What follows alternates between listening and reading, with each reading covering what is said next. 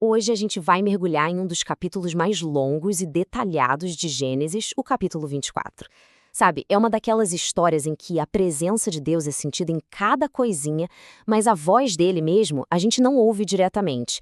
É um estudo de caso fascinante sobre o que chamamos de providência divina. E isso já nos joga direto na pergunta que vai guiar toda a nossa conversa aqui.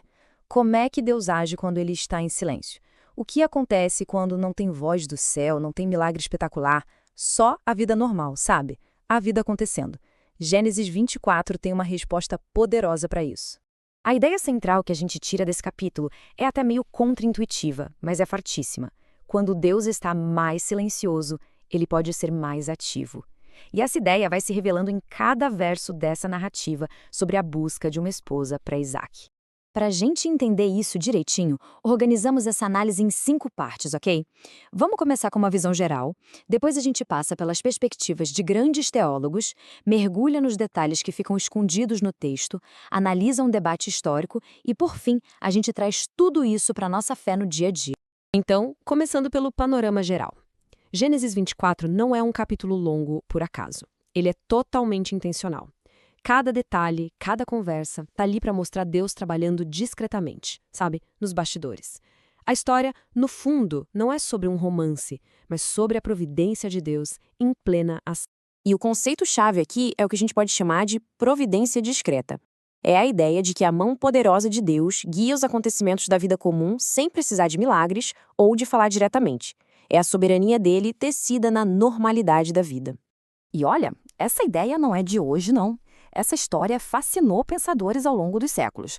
Vamos dar uma olhada em como alguns gigantes da teologia interpretaram essa narrativa que é tão silenciosa e, ao mesmo tempo, tão poderosa. Por exemplo, Agostinho viu uma alegoria profunda aqui. O servo seria como o Espírito Santo unindo a noiva, que é a igreja, ao filho. Já Calvino, sempre muito prático, olhou para a fé ativa de Abraão, que planejou tudo com muita prudência. Matthew Henry ficou admirado com Rebeca, escolhida por sua bondade espontânea no dia a dia. Spurgeon destacou a oração super específica e adoração imediata do servo, enquanto John Wesley focou na prontidão de Rebeca, que para ele era o sinal de uma fé genuína. Agora, vamos aprofundar um pouco mais, porque o texto bíblico é cheio de pequenos detalhes que à primeira vista parecem sem importância, mas que carregam um significado gigante. São as pistas escondidas que revelam a grandeza da história. Vamos começar com o número 10. O servo de Abraão não viajou com 1 ou 2 camelos. Ele levou 10. E por que isso importa tanto? Porque, naquela época, ter 10 camelos era o equivalente a chegar hoje num comboio de carros de luxo. Era um sinal de uma riqueza e de um poder absurdos. Rebeca não estava só ajudando um viajante cansado. Ela estava servindo, sem nem saber, um representante de uma das famílias mais poderosas da região. E o que ela ofereceu? Água. Mas não era pouca coisa.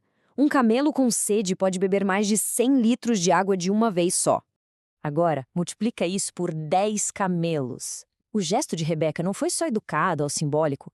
Foi um esforço físico gigantesco, quase heróico. Isso revela um caráter de generosidade absurda e um serviço incansável, muito antes de qualquer recompensa ser sequer mencionada. E não para por aí, o encontro acontece num poço, que era o centro social, o LinkedIn do mundo antigo, onde encontros importantes aconteciam. E o texto original em hebraico faz questão de dizer que Rebeca corre. Ela não é uma personagem passiva, ela tem iniciativa, energia, a Bíblia valoriza isso. A oração do servo nos leva para um debate teológico que esse capítulo gerou por séculos. Afinal, pedir um sinal específico para Deus é um modelo para a gente seguir ou é um perigo que a gente deve evitar? E aqui a gente vê uma tensão importante. De um lado, buscar sinais pode levar à superstição, a uma tentativa de manipular Deus. Mas, por outro lado, existe uma visão mais equilibrada. O que o servo fez foi um discernimento aplicado. Ele não pediu um sinal aleatório. Ele pediu um sinal que revelasse o caráter, hospitalidade, generosidade que ele já estava procurando. Não era uma loteria espiritual, mas um ato de fé para confirmar a direção. E para fechar, vamos conectar tudo isso com a vida prática. Como é que essa história de providência no ordinário se aplica a quem vive uma vida, bem, ordinária? O que essa história mostra de forma brilhante é que a providência de Deus se move através de pessoas que são fiéis no comum. Pensa só, Abraão planeja com sabedoria, o servo ora com precisão e observa tudo com atenção, Rebeca serve com uma generosidade chocante. E Isaac, ele espera, meditando no campo. Ninguém ali está em êxtase espiritual. Estão todos fazendo a sua parte. E aqui está a verdade que é, ao mesmo tempo, desconfortável e libertadora deste capítulo. Deus trabalha enquanto as pessoas fazem o que é certo. Ele não age primariamente quando alguém está paralisado, esperando uma voz do céu, mas quando se está em movimento, agindo com fé, com prudência e com integridade. Então, a história deixa no ar algumas perguntas para a gente refletir. A primeira é sobre caráter, aquilo que se revela no poço do dia a dia. Como se trata aquelas pessoas que aparentemente não podem nos dar nada em troca? A segunda pergunta é sobre integridade. Como é o trabalho de alguém quando ninguém está olhando, quando não tem recompensa imediata ou reconhecimento à vista? E por fim, a pergunta que amarra tudo. Como tomar decisões e viver com propósito quando tudo ao redor parece simplesmente normal? Gênesis 24 sugere que é exatamente aí que Deus pode estar mais ativo.